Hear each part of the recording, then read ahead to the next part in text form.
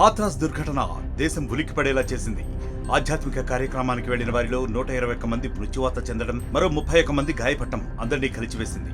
ఇంతకీ హాథ్రాస్ లో బాబా సత్సంగ్ పేరుతో కార్యక్రమం నిర్వహిస్తున్న భోలే బాబా ఎవరు? యూపీలోని ఇంటెలిజెన్స్ విభాగంలో పోలీస్ అధికారిగా పనిచేసిన ఈయన తన పేరును మార్చుకుని మరీ ఆధ్యాత్మికం వైపు ఎందుకు వచ్చాడో మీరే చూడండి.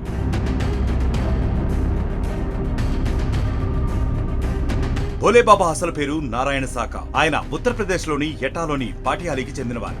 సుమారు 17 ఏళ్ల పాటు ఉత్తరప్రదేశ్ పోలీస్ ఇంటెలిజెన్స్ విభాగంలో పనిచేశారు. ఆ తర్వాత ఆయన ఆధ్యాత్మిక మార్గాన్ని ఎంచుకున్నారు. ఈ సందర్భంగా ఆయన పేరు నారాయణ సాకా నుంచి భోలేబాబాగా మార్చుకున్నారు. తనను దేవుడిగా చెప్పుకునేవారు. ఆధ్యాత్మిక కార్యక్రమాలు నిర్వహిస్తూ భక్తులకు ఉపదేశాలిస్తూ ఉంటారు. భోలేబాబా తన భార్యతో కలిసి మత ప్రచారం చేసేవారు.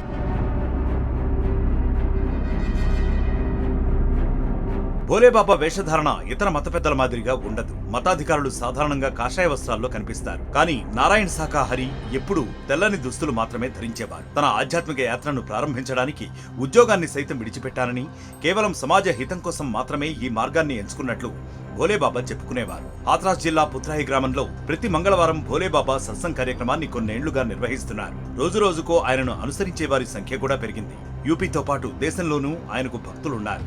ఈ క్రమంలోనే మంగళవారం నిర్వహించిన కార్యక్రమానికి భక్తులు ఊహించిన సంఖ్య కంటే ఎక్కువగా తరలిరావడంతో తొక్కిసలాట జరిగినట్లు తెలుస్తోంది.